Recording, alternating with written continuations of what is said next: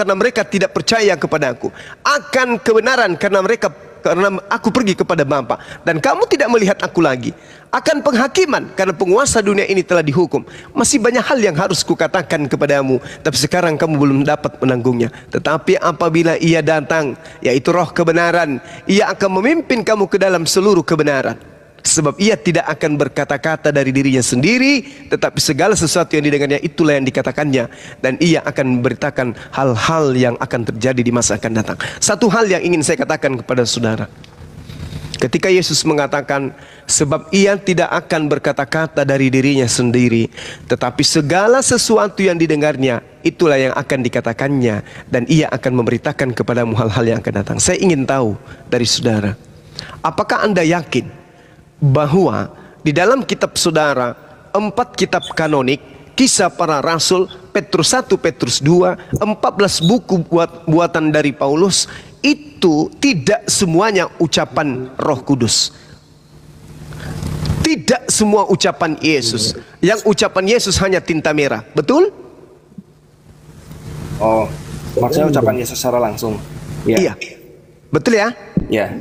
Ya, selain daripada tinta merah itu adalah kata pengantar, betul? Ya. Oke. Yesus mengatakan dia tidak akan berkata-kata dari dirinya sendiri. Masya Allah. Subhanallah. Dia tidak akan berkata-kata dari dirinya sendiri. Sebab apa yang didengarnya? Wow. Terlambat. Telat. Sebab apa yang didengarnya itulah yang akan dikatakannya. Coba. Sekarang ketika ada perkataan di kitab saudara bahwa ada tertulis dia mati terkutuk, apakah itu adalah perkataan yang didengarkan Paulus dari roh kebenaran, atau itu adalah tulisan Paulus sendiri?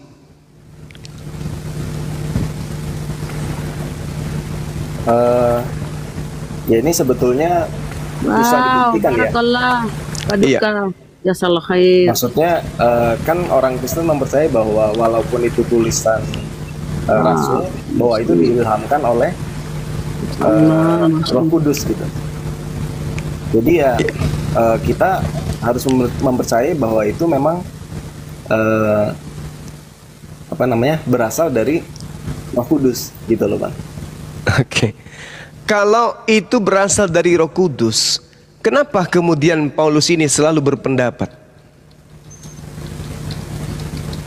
Ya maksudnya gini, misalkan dari perkataan Yesus sendiri, Yesus berkata waktu berdoa di Taman Getsemani, kalau bisa cawan ini lalu daripadaku, kan. Berarti Yesus itu tahu bahwa tugasnya dia itu dari Bapa itu adalah, cawan itu kan berbicara mengenai penyaliban.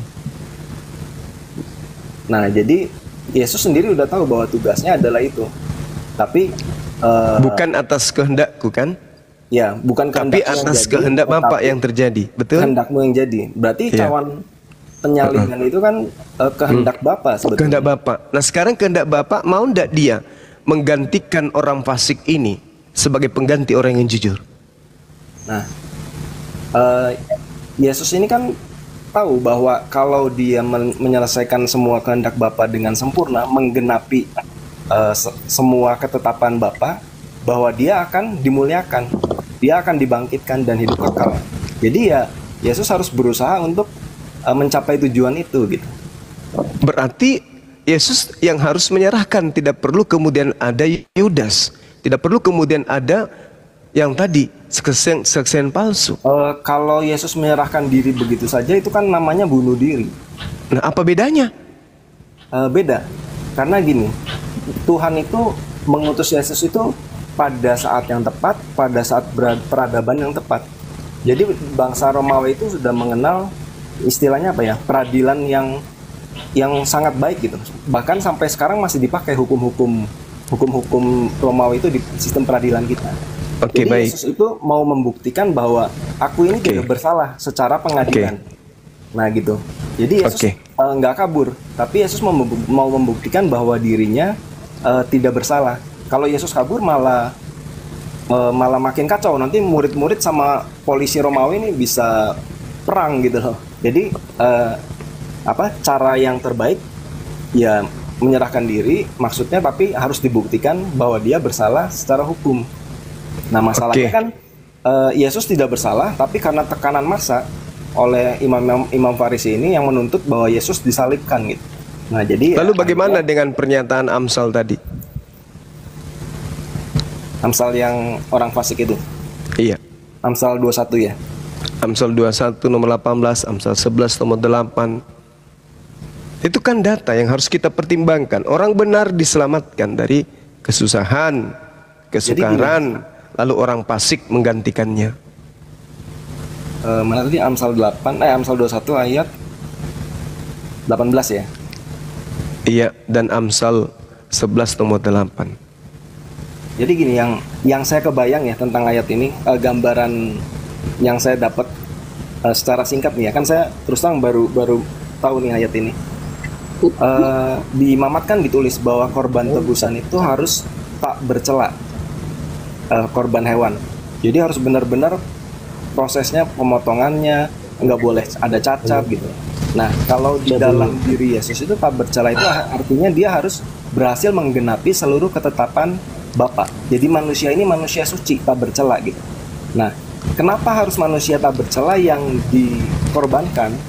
Karena hanya manusia tak bercela saja yang layak untuk dibangkitkan. Nah, justru Amsal 21 ayat 18 ini justru nggak benar kalau orang fasik dipakai sebagai tebusan bagi orang benar, dan pengkhianat atau misalnya Yudas lah dipakai sebagai ganti orang jujur. Kenapa? Karena justru kalau yang dipakai sebagai yang korban tebusan itu orang berdosa, dia nggak akan layak dibangkitkan, justru dia jadi tumbal gitu. Tapi kalau Yesus karena dia orang benar, dia bukan tumbal, tetapi dia akan dibangkitkan oleh Tuhan. Dia layak untuk dibangkitkan karena dia orang benar. Itu yang saya tangkap secara singkat ya dari ayat ini. Oke, jadi menurut saudara, penebusan dosa itu wajib hukumnya menggunakan manusia gitu ya? Iya, karena untuk menggenapi kutukan di Taman Eden secara sempurna itu harus manusia yang Oke. mati, iya gitu. Oke, boleh ndak Anda tunjukkan kepada saya bahwa Adam itu mewariskan dosa kepada manusia? Dosa waris itu tidak ada. Yang diwariskan itu kutuk kematiannya, Bang. Loh, bagaimana ceritanya Anda mengatakan ada kutuk kematian?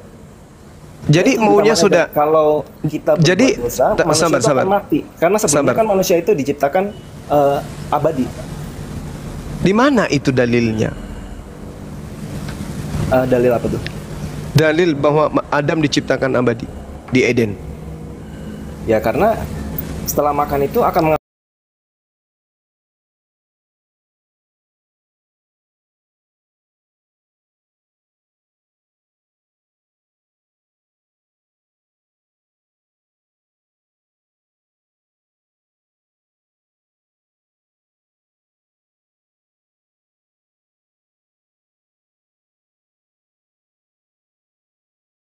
Tuhan dengan cekatan kemudian melindungi pohon kehidupan kekal agar supaya Adam tidak menyentuh itu. Sebab kalau Adam menyentuhnya, maka Adam akan hidup kekal sama seperti Tuhan. Kalau itu Tuhan kan ya, gimana? itu kan kondisi setelah Adam jatuh ke dalam dosa. Jadi kalau udah jatuh ke dalam dosa, makan pohon dari pohon kehidupan kan dia jadi kekal, jadi Tuhan nggak mau itu terjadi gitu. Hanya boleh orang yang kudus, Kekal itu adalah orang yang tidak berakal gitu. orang yang Tidak tahu baik buruk. Baik buruk itu sebetulnya Tuhan itu udah menciptakan Adam dan Hawa itu mengetahui baik buruk. Hanya pemahamannya dia belum mengerti bahwa kalau melanggar perintah Tuhan itu adalah perbuatan buruk gitu. Kalau begitu kenapa Adam nggak tahu kalau dia telanjang, kalau dia sudah tahu baik buruk? Nah, dia tuh apa ya? Karena ada rasa bersalah, jadi ketelanjangan itu ya mungkin jadi apa ya? Jadi alasan buat dia gitu. Kan dia lari apa namanya? Karena merasa berdosa, merasa bersalah waktu mendengar suara langkah. Saya nyebutnya langkah Yesus ya, karena yang berhubungan dengan manusia itu pasti Yesus. Mendengar suara langkah Yesus tuh di Taman Eden, dia takut bersembunyi. Waktu itu Yesus bilang, apa yang kamu, kenapa kamu bersembunyi?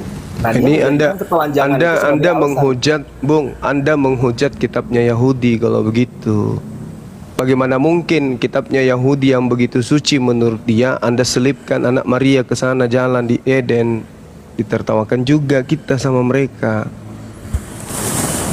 Ya karena dia tidak menerima Yesus sebagai, bukan Ya. menerima Yesus sebagai juru selamat, apa ya? Bagaimana Di bisa Amsal itu Anda kan sebenarnya mendudukkan? jelas di Amsal 8 bahwa Yesus itu diciptakan, ada sosok Yesus gitu, dan dia dibentuk. Sebenarnya di kitabnya sendiri ada, tapi karena mereka Waduh. Ini kalau ada teman kita dari praktisi Torah ini, kita habis di sini. Masakan Yesus ada di Taman Eden? ya Malak Yahweh itu juga Yesus yang datang ke Waduh. mengunjungi Abraham. Memang tidak disebutkan namanya ya, disebutkannya Malak Yahweh atau malaikat Tuhan. Tapi karena disebutkan di Alkitab bahwa Yesus itu adalah utusan dan yang selalu membawa nama Tuhannya, nama Bapa, nama Yahweh, ya kemungkinan besar yang datang dalam nama Yahweh itu adalah Yesus, karena Bapa sendiri tidak akan turun ke dunia, dan dikatakan bahwa Bapa itu tidak pernah dilihat dan suaranya tidak pernah didengar manusia gitu. Berarti Yesus yang datang kepada Maria sebelum Maria hamil, yang mengabarkan Yesus pada bulan Itu beda. ke-6. Itu malaikat Gabriel, beda lagi. Tuh, kenapa bisa beda? Kan ada namanya malaikat Gabriel yang Jadi Kan kalau malaikat itu malaikat banyak, yang datang ada memberi malaikat. kekuatan kepada Yesus itu Yesus juga? enggak ada malaikat itu ada banyak, Bang. Enggak cuma Yesus. Iya, terus kenapa giliran yang enak-enak yang di Gan Eden berjalan itu Yesus? Giliran yang datang kepada Yesus memberikan kekuatan kepada Yesus bukan Yesus. Karena Bukankah yang tadi disebut- saudara mengatakan yang berhubungan dengan manusia itu adalah Yesus? Iya. Kenapa di giliran perjanjian lama malaikat kan datang memberikan kekuatan kepada Yesus, Anda katakan itu bukan Yesus? yang memberikan kekuatan ke Maria kan dijelaskan bahwa yang datang itu malaikat Gabriel Yang memberi kekuatan kepada Yesus. yang memberi kekuatan kepada Yesus. Iya, Itu kan Bapa malaikat. sendiri. Bu malaikat, Bung. Yang di mana ya? Yang Di dalam kitab Anda kok ada? Bagaimana kemudian malaikat dalam Lukas 22:43 ya, seorang malaikat dari langit menampakkan diri kepada Yesus dan memberi kekuatan kepada Yesus. Oh. Ini tidak sebut nama. Berarti Yesus juga ini yang datang kepada Yesus. ya bukan. Barakallah paduka. Jazakallah khair. Bukan, kalau itu Sehat memang selalu, sehat malaikat. Malaikat Dari yang mana Anda malaikat bisa Tuhan. tahu? Dari mana Anda bisa tahu bahwa ini malaikat bukan Yesus? Kan tadi Ya, karena saudara kan Yesus sudah ada mengatakan di dunia, nggak mungkin Yesus lagi dong. Insyaallah Pasti sehat malaikat selalu. ini kan yang Yesus jasmani yang tadi. Yang Jasmani setelah Yesus. lahir. Maksudnya yang setelah lahir dari rahim Maria. Lalu yang di Eden ini lahir dari mana? Nah, Yesus itu, keberadaan Yesus itu sudah ada sebelum langit dan bumi diciptakan. Iya kan Yesus tadi diciptakan sudah. sebelum diciptakan oleh Bapa, sebelum langit dan bumi diciptakan di Amsal 8 ayat 22. Waduh, Lalu habis kitabnya orang Yahudi Anda pretel untuk Yesus. Ya, tapi kan kenyataannya begitu dikatakan. Loh, kenyataan gimana? Amsal 8 ayat 22. Apa yang dituliskan di sana? Itu berbicara Salomo itu, Bung. Nggak mungkin, masa Salomo diciptakan sebelum langit dan bumi? Apa bedanya diciptakan? dengan Yesus? Ya karena Yesus diciptakan sebagai ciptaan Anda, yang pertama. Anda seperti ternyata sesuai sakit wahyu. juga. Sekarang saya tanya sama Anda, tua mana Salomo dengan Yesus? Ya kalau melihat Yesus setelah lahir dari Maria, ya tua Salomo. Tapi kalau lihat Yesus sebagai ciptaan Bapa yang pertama, itu ya tua Yesus. Dari mana Anda mengatakan Yesus itu ciptaan yang pertama? Siapa yang ngajarin Anda? Wahyu 4. Wahyu 4 berarti Markus. Permulaan ciptaan Kenapa Allah. ndak Yesus yang ngajarin seperti itu? Apanya? Kenapa bukan Yesus yang mengajarkan itu? Kenapa harus Markus yang ngajarin Anda? Bukankah Yesus mengatakan segala firman yang engkau berikan telah aku sampaikan kepada mereka? Tadi kan kita berbicara mengenai Roh Kudus kan? Maka apa roh kebenaran? Masakan roh kebenaran mengajarkan seperti itu? Sedangkan Yesus sendiri mengatakan bahwa semua firman yang engkau berikan kepada aku telah aku sampaikan kepada mereka. Telah aku sampaikan. Berarti firman untuk porsinya Yesus telah semua disampaikan kepada muridnya Bani Israel. Lalu yang diterima oleh Markus di Pulau Patmos itu apa? Siapa yang ngajarin firman itu? Kan segala firman di dalam Yohanes 17:8.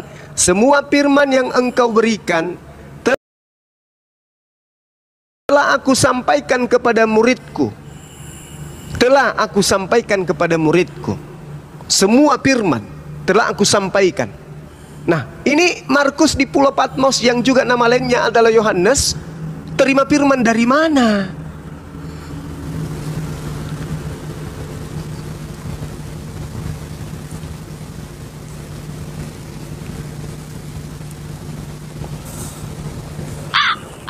Mana Jo? Hah? Ya?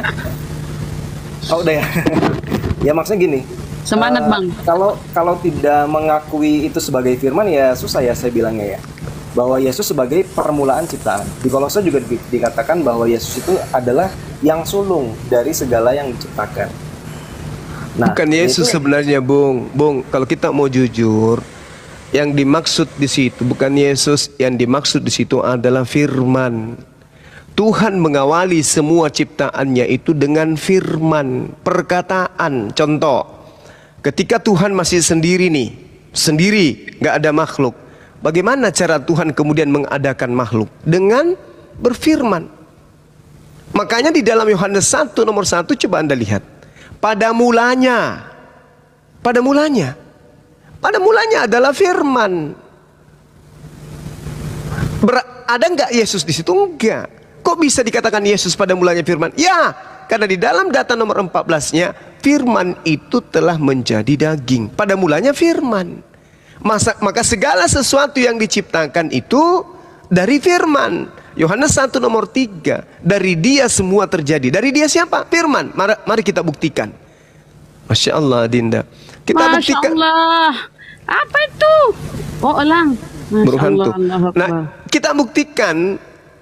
kita buktikan di dalam apa yang tertulis ketika Mazmur 33 nomor 9. Sebab Tuhan memberi perintah. Coba. Sebab Tuhan memberi perintah, maka semuanya ada. Tuhan memberi perintah, Maria, hamillah engkau. Itu pada mulanya adalah firman. Matahari, jadilah engkau. Maka dikatakan dia adalah permulaan ciptaan. Apa itu? Firman. Bukan Yesus. Yesus itu nanti tercipta pada saat ibunya diperintahkan hamil. Jadi yang keluar dari mulut Tuhan itu bukan Yesus. Yang keluar dari mulut Tuhan itu adalah firman. Maka pada mulanya adalah firman. Firman itu bersama-sama dengan Theos. Dan firman itu adalah Theos. Sifat yang ada pada diri Tuhan. Kemampuan berkata-kata pada diri Tuhan. Itulah yang kemudian bekerja sehingga Yesus itu ada. Maka ketika ada konsep firman sama dengan Yesus, maka Anda digiring untuk memahami bahwa Yesus itulah pada mulanya segala sesuatu. Padahal bukan begitu. Pada mulanya Maria hamil, pada mulanya janin ada di perutnya, pada mulanya kemudian dia ngidam, pada mulanya kemudian dia melahirkan. Itu semuanya berasal dari firman, kehendak. Makanya Yesus dalam Yohanes 8 nomor 42, aku datang bukan atas kehendakku. Berarti dia bukan firman, tetapi dia adalah makhluk yang bermula dari kehendak. Kehendak Tuhan untuk supaya menjadi ciptaan harus berfirman. Jadilah terang, jadilah ini, jadilah itu. Innama amruhu idza arada syai'an ayyakula lahu kun fayakun. Mazmur 33 nomor 9, Yesaya 55 nomor 11. Tuhan memberi perintah, maka semuanya jadi. Tuhan memberikan arahan, maka semuanya ada. Cukup mengatakan jadi. Kun fayakun. Yesus dari mana dia? Pada mulanya dia adalah permulaan ciptaan? Tidak. Cobalah Beragama kita pakai akal sedikit. Jangan muluk-muluk iman. Yesus kalau dikatakan permulaan ciptaan berarti Yesus yang pertama ada. Maka Anda mengatakan Yesus datang ke Adam, Yesus datang kepada Musa, Yesus datang kepada, itu pola yang Anda bangun sendiri dari keterjebaknya Anda dari konsep yang ada di Roma dan Yunani. Yesus itu nanti ada ketika ibunya ngeden. Sebelum ibunya ngeden, Yesus belum ada, dia masih ada di rahim. Jadi yang pada mulanya itu adalah firman. Firman yang pada mulanya itu ada. Karena Yohanes ingin menceritakan tentang adanya Yesus yang akan datang jadi daging, maka dia memulai suratnya dengan mengatakan pada mulanya adalah firman. Firman itu bersama-sama dengan Tuhan dan firman itu adalah Tuhan. Masya Allah, sahabat khusus. Apa itu? Kucing. Allah. Nah, pada mulanya adalah firman. Firman itu bersama-sama dengan Tuhan. Tuhan itu ada, firman itu adalah Tuhan. Selesai di situ. Ada Yesus? Enggak ada. Nggak ada. Nanti ada Yesus ketika firman itu menjadi daging. Baru ada Yesus. Tapi firman pada mulanya ada bersama dengan Tuhan. Apa itu? Kalam, sifat. Sama seperti saudara Joe. Pada mulanya adalah suara. Pada mulanya adalah mulut. Mulut itu bersama-sama dengan Joe. Dan mulut itu adalah Joe. Mulut itu menjadi daging, menjadi nasi. Itu nggak mungkin. Nggak mungkin. Jadi yang menjadi nasi itu adalah kalimat yang keluar dari mulut Joe. Maka nasi yang ada di piring dikatakan, nasi ini pada mulanya adalah perkataan. Perkataan yang bersama-sama dengan mulut Joe. Dan mulut Joe itu adalah Joe. Tetapi bukan mulut Joe yang nuzul menjadi nasi. Sama ketika dikatakan mesin bersama-sama dengan keran air. Pada mulanya keran air adalah mesin. Dan pada mulanya keran air bersama-sama dengan mesin. Dan keran air itu adalah mesin. Ketika kemudian keran diputar, yang keluar dari keran bukan keran, tetapi yang keluar adalah air. Sama dengan Yesus. Ketika kemudian yang keluar dari mulut Tuhan, wahai Gabriel, datang kepada seorang perawan bernama Maria, sampaikan kepada dia, aku Tuhan yang maha tinggi, menginginkan dia hamil dan menginginkan dia melahirkan seorang ciptaan bernama Yesus. Maka apa yang datang kemudian? Firman datang kepada Maria, wahai Maria, yang maha tinggi menginginkan engkau hamil. Maria mengatakan, bagaimana mungkin? Aku ini belum pernah disentuh laki-laki. Yang maha tinggi menghendaki itu yang terjadi. Apa yang terjadi? Hamil. Keluarlah Yesus. Setelah keluar Yesus, apa kata Yesus? Aku tidak dapat berbuat apa-apa. Aku tidak berkata-kata dari diriku sendiri. Jadi kalau dia adalah sang firman, kenapa dia masih menerima firman? Kenapa dia tidak bisa berkata-kata dari dirinya sendiri? Bukankah dia firman itu sendiri? Kenapa dia tidak bisa berbuat apa-apa? Kenapa dia tidak bisa berkata apa-apa dari dirinya? Dan kenapa dia mengatakan aku datang bukan atas kehendakku? Kalau dia adalah sang firman yang Anda katakan bahwa dia adalah pencipta, maka dia harusnya mengatakan aku datang atas kehendakku sendiri. Kenapa? Karena aku yang menghendaki, yang maha berkehendak adalah aku. Ketika aku mengatakan aku ingin jadi manusia, sin salabim, jadi manusia, aku adalah sang firman. Tapi kan tidak. Aku datang bukan atas kehendakku. Artinya dia bukan sang firman. Jadi sangat keliru saudaraku ketika saudara mengatakan Amsal 8:22 adalah Yesus. Itu adalah hikmat.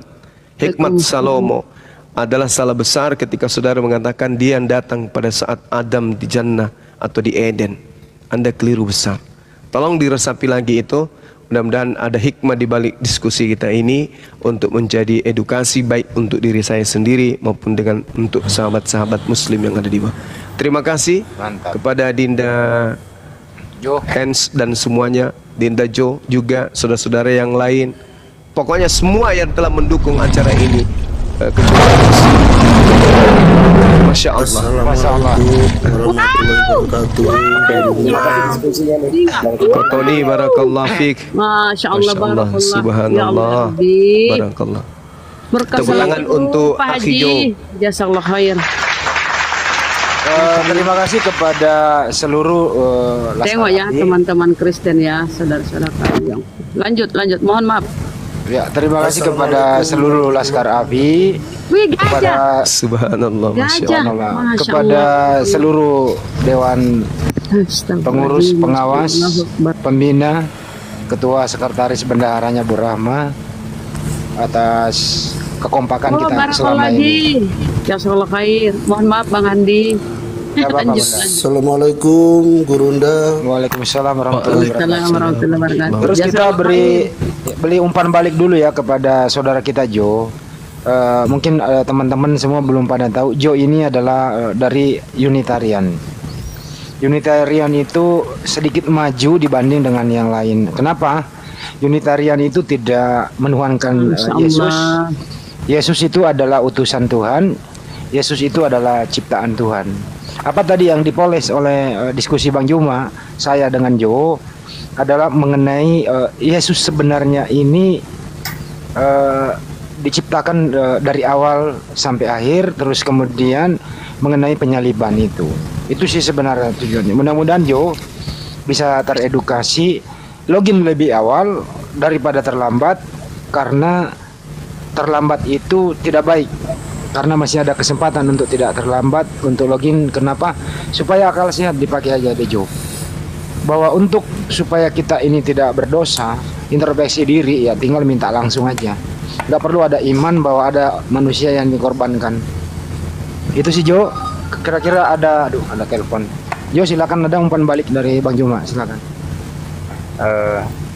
Mungkin ya saya sih bilang saya akan terus belajar ya, maksudnya saya juga nggak menyombongkan diri bahwa saya tahu segalanya. Cuman ya untuk saat ini mungkin saya perlu waktu buat mempelajari lebih banyak lagi. Iya, silakan saudaraku, silakan. Ya, Adik mungkin karena Dajo, udah malam silakan. ini juga saya Buang kayaknya dulu harus ini doktrinnya, buang permisi doktrinmu dulu. kalau mau belajar Bang, buang doktrin.